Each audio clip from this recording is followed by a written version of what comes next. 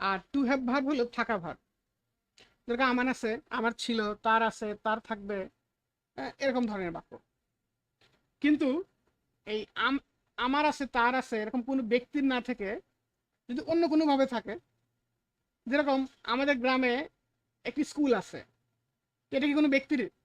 কোনো ব্যক্তির না, এটা গ্রামের। আবার গ্রামের এই স্কুলের মালিকানা তো আর গ্রাম না। দুজনে মনে অস্পষ্ট হয়ে যাচ্ছে।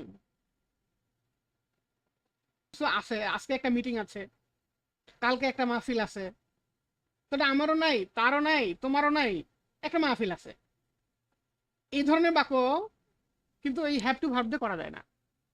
ওগুলোর জন্য ইট এবং দেয়ার এই শব্দ দ্বারা শুরু করতে হয়। তো ইন্ট্রোডাক্টরি দেয়ার মানে হলো, আমরা ইয়াতে পড়ছি না, ইন্ট্রোডাকশন রচনাতে পড়ছি না, সূচনা। তো ইন্ট্রোডিউস মানে পরিচিত করা, আর ইন্ট্রোডাকশন হলো নাউন, সেটা বিশেষ্য, আর ইন্ট্রোডাক্টরি সেটা হলো বিশেষণ বা অ্যাডজেক্টিভ। অর্থাৎ প্রারম্ভিক, ভূমিকা সংক্রান্ত বা পরিচিতিমূলক। অর্থাৎ শুরুতে, ভূমিকা মানে শুরু, বাক্যের শুরুতে আসে। দেয়ার এবং ইট এই দুটো শব্দ বাক্যের মাঝখানেও আসতে পারে, বাক্যের শুরুতেও আসতে পারে। দেয়ার এবং ইট এই দুটো শব্দ যদি বাক্যের শুরুতে আসে, তাহলে তাকে বলা হচ্ছে ইন্ট্রোডাক্টরি দেয়ার, অর্থাৎ সূচনামূলক দেয়ার বা সূচনামূলক ইট, অর্থাৎ যেটা দ্বারা বাক্য শুরু হয়, বাক্যের সূচনা হয়। তো introductory there, what is introductory there, এটা আমি বলে ফেললাম আর কি। ইন্ট্রোডাক্টরি প্রারম্ভিক বা ভূমিকা সংক্রান্ত বা পরিচিতিমূলক, এটা বোঝায় আর কি। তো এই দেয়ার, দেয়ার মানে হচ্ছে সেখানে, কিন্তু ইন্ট্রোডাক্টরি দেয়ার মানে সেখানে হবে না। এই দেয়ারের কোনো মানেই বাক্যে থাকবে না। বাক্য থাকবে, ইংলিশে থাকবে, কিন্তু বাংলায় কোনো অর্থ থাকবে না, রিয়েল কোনো মিনিং থাকবে না, কোনো স্থান বোঝাবে না। সেটা হলো ইন্ট্রোডাক্টরি দেয়ার। উদাহরণ দিলে পরিষ্কার বোঝা যাবে। তার আগে আমরা স্ট্রাকচারটা একটু দেখে নিই। শুরু হবে দেয়ার দিয়ে, তারপরে টু বি ভার্ব হবে। এখানে এম, ইজ, আর, ওয়াজ, আর টু বি ভার্ব হবে, এরপর সাবজেক্ট বলবে, এরপরে বাকি বাক্যের যদি আরো কোনো অংশ থাকে সেটা তারপরে বলবে। এরকম there is a book on the table, টেবিলে একটি বই আছে।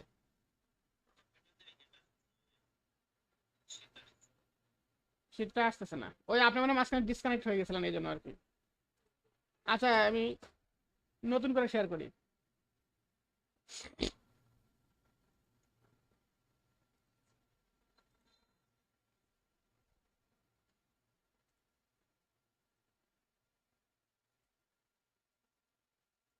এখন দেখতে পাচ্ছেন?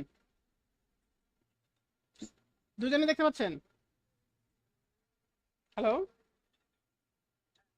আচ্ছা, ইন্ট্রোডাক্টরি দেয়ার, ইন্ট্রোডাকশন মানে সূচনা বা পরিচিতি বা প্রারম্ভিক, অর্থাৎ শুরুতে ব্যবহৃত হয় এরকম দেয়ার। দেয়ার মানে সেখানে, কিন্তু বাক্যের মধ্যে দেয়ার থাকবে, কিন্তু সেটার কোনো অর্থ বা কোনো মিনিং থাকবে না বাংলাতে। এটা হচ্ছে দেয়ার। এবং এই দেয়ারটা কখন হবে? শুরুতে হবে। দেয়ার এবং ইট এই দুটো শব্দ দিয়ে মাঝে মধ্যে বাক্য শুরু হয়। যেমন there is a book on the table, টেবিলের উপর একটি বই আছে। It is raining from since morning, it's raining since morning, সকাল থেকে বৃষ্টি হতেছে। এই ধরনের বাক্যে ইট কিন্তু আসতেছে, কিন্তু ইট মানে ইহা, ইহার, কিন্তু এই ইহা শব্দটা বাংলাতে আসতেছে না। দেয়ার মানে সেখানে, এই সেখানে শব্দটা বাংলাতে আসতেছে না। ইট এবং দেয়ার দিয়ে বাক্য শুরু হচ্ছে, কিন্তু সেগুলো কোনো অর্থ নাই। আর শুরু যেহেতু এই দুটো দ্বারা হচ্ছে, এই জন্য এটাকে বলা হয় ইন্ট্রোডাক্টরি দেয়ার বা সূচনামূলক দেয়ার, বা ইন্ট্রোডাক্টরি ইট বা সূচনামূলক ইট। প্রথমে আমরা ইন্ট্রোডাক্টরি দেয়ারটা পড়বো আর কি। হ্যাঁ, এটা স্ট্রাকচার হলো দেয়ার প্লাস বিভার plus subject plus rest of the sentence. Rest of the sentence মানে সেন্টেন্সের বাকি অংশ। অর্থাৎ দেয়ারের পরে অ্যাম, ইজ, আর, একটা কোনো যে কোনো একটা বিভার বসবে, এরপরে সাবজেক্ট বসবে, এরপরে সেন্টেন্সের বাকি অংশ বসবে। এরকম there is a book on the table, টেবিলে একটি বই আছে। এখানে দেয়ার মানে কিন্তু সেখানে, অর্থ কিন্তু শুরু হয় নাই। The book on the table হয় না। হ্যাঁ, মানে বুক অন দ্য টেবিল মানে টেবিলের উপর বই, কিন্তু টেবিলের উপর বই আছে। এখানে এটা তো হ্যাভ হ্যাজ দিয়ে করা যায় না, টু হ্যাভ ভার্ব দিয়ে করা যায় না। এই টেবিলের আছে, কারণ এটার মালিকানা তো টেবিল না, টেবিলের উপর আছে তাই। যদি মালিক হতো টেবিল, তাহলে table has the book on the eight, এরকম কিছু হতো। এই জন্য ওরকম হয় না, এগুলো এগুলো দেয়ার ইজ দিয়ে করা হয়, করতে হয়। There is a book on the table, টেবিলের উপর একটি বই আছে। There are many students in the class, ক্লাসে অনেক ছাত্র আছে। এখানে দেয়ার এরপর আর বসছে, কারণ এরপরে যে স্টুডেন্টস আছে, স্টুডেন্টস থাকার কারণে এখানে আর হয়েছে। অর্থাৎ সাবজেক্ট যদি বহুবচন হয়, এখানে বিভাগটা বহুবচন হবে। আবার দেয়ারের পরে ইজ হয়, কারণ এখানে যে এ বুক আছে, এখানে বুকটাই হলো সাবজেক্ট, এ বুক আছে, এই জন্য এখানে ইজ হয়েছে। তারপর দেয়ার was A storm last night, গত রাতে একটা ঝড় হয়েছিল। মানে ঝড় ছিল গত রাতে, মানে গত রাতে কেমন ছিল? ঠান্ডা ছিল, গরম ছিল, না ঝড় ছিল, অবস্থা বুঝাইছে। এই অবস্থা বোঝাতে হয়। এই জন্য সেখানে there is a storm last night, যেহেতু ঝড় এখানে এক বচন, এই জন্য এখানে ওয়াজ। আর ওয়াজ কেন হয়েছে, এই যে লাস্ট নাইট শব্দটা আছে এখানে, যে লাস্ট নাইট, হ্যাঁ লাস্ট নাইট, এটা একটা কালার দিলাম। এই লাস্ট নাইট যেহেতু গতকাল, গতকাল মানে হচ্ছে অতীতকাল, আর অতীত যেহেতু হয়ে গেছে এইখানে জন্য দেয়ারের পরে ইজ বা এম ইজ আর না বসে এখানে ওয়াজ বসছে। আবার there will be meeting on tomorrow, tomorrow এই টুমরো শব্দটা যেহেতু ভবিষ্যৎকাল এই জন্য দেয়ার উইল বি হয়েছে। Am is are, was are, shall be, will be এগুলো তো বিভাগ, এই জন্য এখানে যেহেতু এটা ভবিষ্যৎকাল এই জন্য এখানে উইল বি হয়েছে, কাল একটি মিটিং হবে। ইম্পর্টেন্ট পয়েন্ট হলো ইউজ টু শো এক্সিস্টেন্স, অর্থাৎ এই দেয়ারটা ব্যবহৃত হয় এক্সিস্টেন্স শো করতে। এক্সিস্টেন্স মানে হলো অস্তিত্ব, কোনো কিছুর অস্তিত্ব আছে, যেরকম যে টেবিলের উপর বই আছে এটা অস্তিত্ব আছে, হ্যাঁ ক্লাসে অনেকগুলো ছাত্র আছে এগুলো অস্তিত্ব আছে, অস্তিত্ব আছে এরকম কিছু বোঝাইছে ব্যবহৃত হয়। এবং প্রেজেন্ট ফর্মে ব্যবহৃত হয়, পাস্ট ফিউচার এগুলোতেও ব্যবহৃত হয়। আর এই দেয়ারের সাথে এম সরি এম না, ইজ আর এবং ওয়াজ ওয়ার এই দুটো ব্যবহৃত হয়, এম ব্যবহৃত হয় না। বিভাবের মধ্যে is are was were, am ব্যবহৃত হবে না। আচ্ছা যদি সেটা সিঙ্গুলার হয় তাহলে দেয়ার ইজ, যদি প্লুরাল হয় তাহলে দেয়ার আর, এটা আমরা আগে জানলাম। এখন যদি এটা এই বাক্যগুলোকে নেগেটিভ করা হয় তাহলে যেখানে বিভার্ব থাকবে তারপরে একটা নট বসাতে হবে, যেরকম there is not a pen, একটা কলম নাই, বা অন দ্য টেবিল, তার টেবিলের উপর একটা কলম নাই যে থাকতো, দেয়ার আর নট হবে। তো এখানে আর নট আর্নড সংক্ষেপে লেখা যায়, আর ইজ নট ইজেন্ট সংক্ষেপে লেখা যায় আর কি। আর যদি এগুলো কোশ্চেন হয়, হ্যাঁ এগুলো যদি প্রশ্নবোধক হয় জাস্ট ইজ সামনে নিয়ে গেছে বা আর সামনে নিয়ে গেছে, হ্যাঁ is there a book, are there student in the room, ক্লাসে কি স্টুডেন্টরা আছে, অর্থাৎ এম ইজ আর যেরকম ছিল ওরকম অক্সিলারি ভার্ব যেরকম সামনে যায়, তো এখানে জাস্ট ওইটাই সামনে যায়। আচ্ছা এরপরে আসি ইন্ট্রোডাক্টরি ইট। ইট দিয়ে কোন বাক্যগুলো শুরু হয়, it is use as a dummy subject. আচ্ছা এটা শুরুতে হয়, এটা এটুকু মনে রাখলেই চলবে যে এটা ওয়েদার বোঝাতে ব্যবহৃত হয়, হ্যাঁ এটা এখানে বোল্ড করা আছে, আবহাওয়ার অবস্থা বোঝাতে, সময় বোঝাতে, ডিস্টেন্স বা দূরত্ব বোঝাতে, সিচুয়েশন বা অবস্থা বোঝাতে, অপিনিয়ন বা মতামত বোঝাতে, এইগুলো বোঝাতে ইট দ্বারা বাক্য শুরু করতে হয়। একটা একটা করে এখন আসি। ওয়েদার, টাইম, ডিস্টেন্স, এখানে কিন্তু তিনটা জিনিস আছে। ইটস রেনিং, এখন বৃষ্টি হচ্ছে, এটা ওয়েদার, আবহাওয়া বোঝানোর জন্য ব্যবহৃত হয়েছে। এখন বৃষ্টি হচ্ছে, তো নাও ইট ইজ, নাও তো হচ্ছে, বা ইট ইজ রেনিং নাও দিলে হয় না দিলে হয়, কারণ রেনিং মানে হতেছে, তার মানে সেটা এখনই হতেছে, ইজ রেনিং আছে, তো বৃষ্টি হচ্ছে, সেখানে তো বৃষ্টি তো নিজে কিছু হচ্ছে না, বৃষ্টি পড়তেছে বা বৃষ্টি হচ্ছে, এটা ইংরেজি ইট ইজ রেনিং। কারণ যদি সাবজেক্ট হলো পড়তে নিজে কিছু করে, এখন বৃষ্টি তো এখানে কিছু করতে পারতেছে না, সে এখানে অবজেক্ট জাস্ট পড়তেছে আর কি, সে বৃষ্টির নিজে হওয়ার কোনো ক্ষমতা নেই, এই জন্য বৃষ্টি সাবজেক্ট হতে পারতেছে না, রেইন সাবজেক্ট হতে পারতেছে না, এবং বৃষ্টি হওয়া হলে রেইন হলে বৃষ্টি হলে ভার্ব, এই জন্য এটার জন্য একটা সাবজেক্ট প্রয়োজন হয়। এই সাবজেক্ট যেহেতু প্রয়োজন হয় এই জন্য ইন্ট্রোডাক্টরি ইট নিয়ে এসে তাকে এখানে সাবজেক্ট বানানো হয়, ইট ইজ রেইনিং। তারপরে এখন 5টা বাজে, এটা ঘড়ি, ইটস 5 o'clock, এখন 5টা বাজে। ও ক্লক মানে ঘড়িতে, ক্লক মানে ঘড়ি, আর ও ক্লক মানে ঘড়িতে, বাংলাতে এখানে তো ঘড়িতে লেখা নেই, ওটা লেখলে হয় না লেখলে, এখন ঘড়িতে 5টা বাজে আর এখন 5টা বাজে একই কথা, এখানে এটা ইংরেজি ইটস 5 o'clock ব্যবহৃত হয়। ইটস 10 কিলোমিটার ফ্রম হেয়ার, এটা এখান থেকে 10 কিলোমিটার দূরে, হয়তো স্কুল কলেজ বা কোনো একটা জায়গার কথা বলা হচ্ছে, সেটা কত দূর, তাহলে 10 কিলোমিটার, এক কথায় উত্তর। আর বাক্য যদি পুরো করতে চাই তাহলে বলতে হবে ইটস 10 কিলোমিটার ফ্রম হেয়ার, এখান থেকে এটা 10 কিলোমিটার দূরে। তাহলে ইট দ্বারা আমরা ওয়েদার বুঝালাম, টাইম বুঝাতাম, ডিস্টেন্স বুঝালাম, 3টা উদাহরণ এখানে গেল।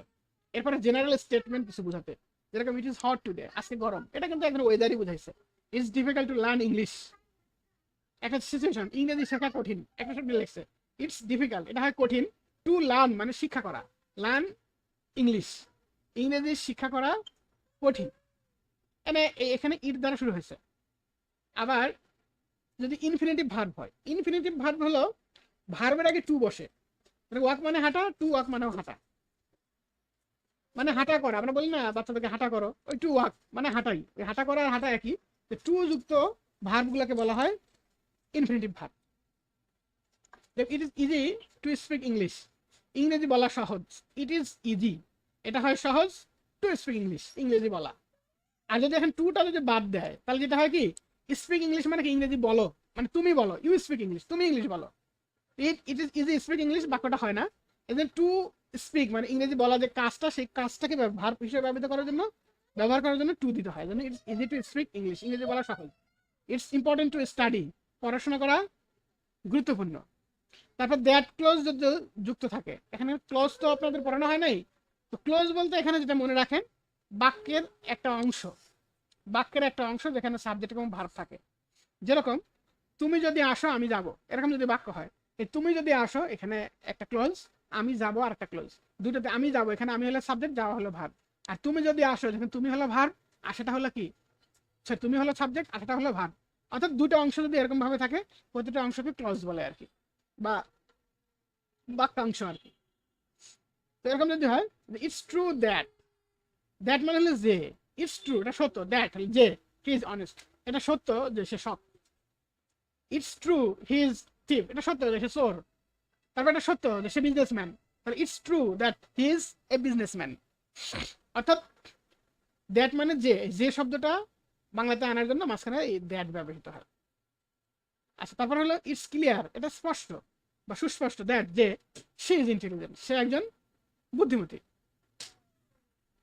এই ধরনের বাক্যে এই ইট দ্বারা শুরু হয় আর কি, ক্লোজ দ্যাট যুক্ত যে ক্লোজগুলো বাক্যগুলো আছে সেখানে হয়। তো এখানে লাগছে যে it does not refer anything, it দ্বারা কোনো কিছু বোঝানো হয় না।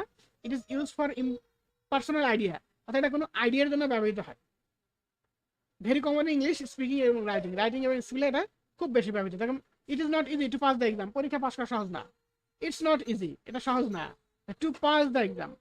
এন্ড এটা সহজ না আমরা বাংলাতে বলতেছি, কিন্তু এটা সহজ না যদি বলি বাক্যটা অতিরিক্ত, এটা সহজ না পরীক্ষা পাস করা। তো পরীক্ষা পাস করা এই কথা থাকলে আর এটা বলতে হয় না।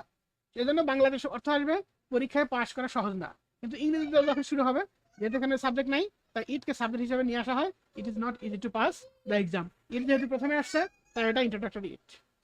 ঠিক এগুলো যখন প্রশ্ন করা হয়, ওই ইজটাকে সামনে নিয়ে দেওয়া হয়। ইট ইজ রেনিং এখন কি বৃষ্টি হচ্ছে, it is is it true এটা কি সত্য, এই ধরনের বাক্যতে মানে এইভাবে প্রশ্নবোধক করতে হয়। তাহলে ইন্ট্রোডাক্টরি দেয়ার এবং ইন্ট্রোডাক্টরি ইটের মধ্যে পার্থক্য আমরা কি কি দেখলাম? এখানে হচ্ছে শো এক্সিস্টেন্স, অর্থাৎ অস্তিত্ব বোঝাবে। দেয়ার থাকলে সেখানে কোনো জিনিসের অস্তিত্ব আসে। There is a pen on the table, টেবিলের উপর কলম আছে। There is a phone on the table, টেবিলের উপর একটা ফোন আছে। তো ফোনের তো অস্তিত্ব আছে, কলমের তো অস্তিত্ব আছে। কিন্তু ইট শোজ কন্ডিশন যখন বোঝায়, টাইম ওয়েদার, এগুলো ওরকম কোনো অস্তিত্ব নাই। এখন বৃষ্টি হচ্ছে, বৃষ্টির অস্তিত্ব আছে কিন্তু এই বিষয়টার অস্তিত্ব নাই। তারপরে যে টাইম এখন সময়, তো সময় চলে যেতেছে যেটা আমি ধরতে পারতেছি না। অস্তিত্ব বলতে এখানে কি বলবো, বৃষ্টির অস্তিত্ব আছে কিন্তু এটা কোনো জিনিস না, সংখ্যা না, কোনো জিনিস আছে তার অধিকার আছে। এরকম অস্তিত্ব যেগুলো হবে সেগুলো দেয়ার দ্বারা হবে। আর এটা যদি না হয় তাহলে সেটা ইট দ্বারা শুরু করতে হবে।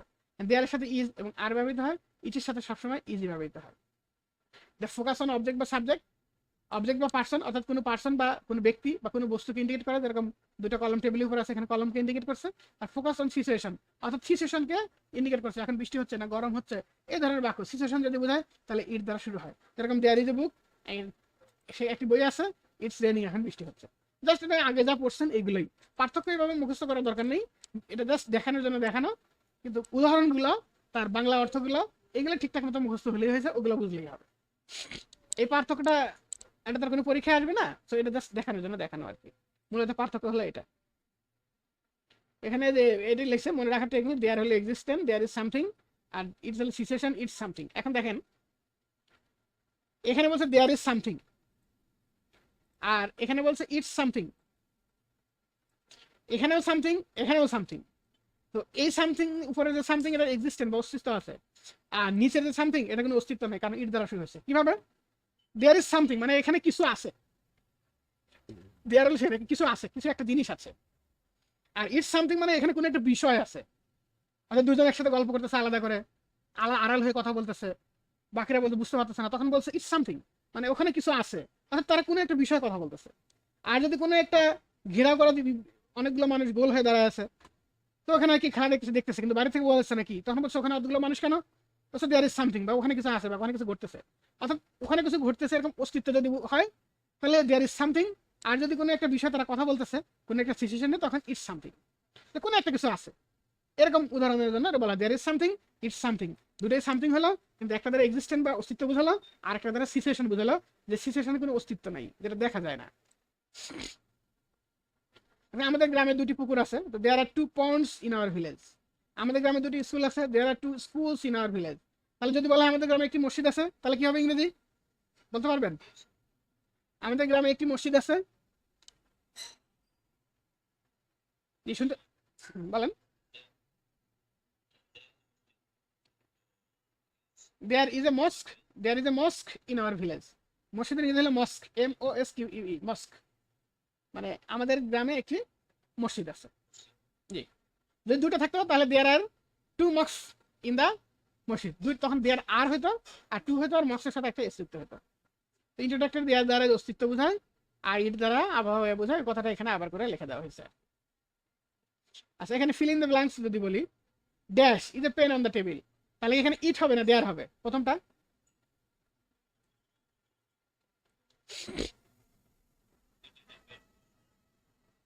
ইট ইট ইজ এ পেন, কেন? ইট দ্বারা অস্তিত্ব বুঝাবে না, সিচুয়েশন বুঝাবে, আর দেয়ার দ্বারা অস্তিত্ব বুঝাবে। তো there is a pen on the table, টেবিলের উপর একটা কলম আছে, এটা দেয়ার হবে। হ্যাঁ, অন দ্য টেবিল, টেবিলের উপর একটা কলম আছে।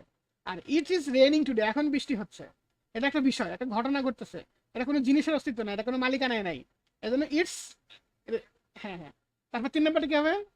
Dash are many student in the class, আবার পরেরটা। হ্যাঁ, 4 নম্বরটা ইটস 5 o'clock নাও। 6 নম্বরটা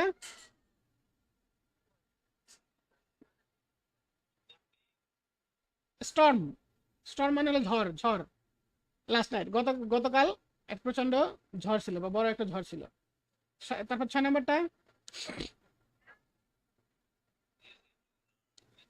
it is easy to learn English. 7 নম্বরটা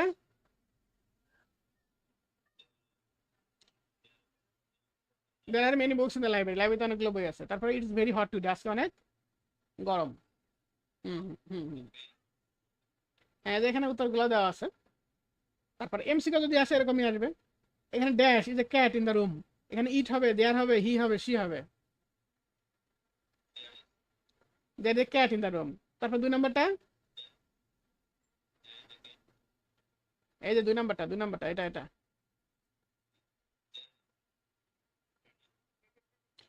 ইট ইজ রেইনিং হেভিলি, বৃষ্টি হওয়ার ক্ষেত্রে দেয়ার হবে না। তারপর 3 নম্বরটা there are many people in the hall, হলের মধ্যে অনেক মানুষ আছে। 4 নম্বরটা it is difficult to pass the exam, এটা পরীক্ষা পাস করা এটা কঠিন। তারপর it was a mistake in the, it না there, it was a mistake in the report, রিপোর্টের মধ্যে একটা ভুল ছিল, এটা একটা সিচুয়েশন বুঝাইছে, এই জন্য আর কি।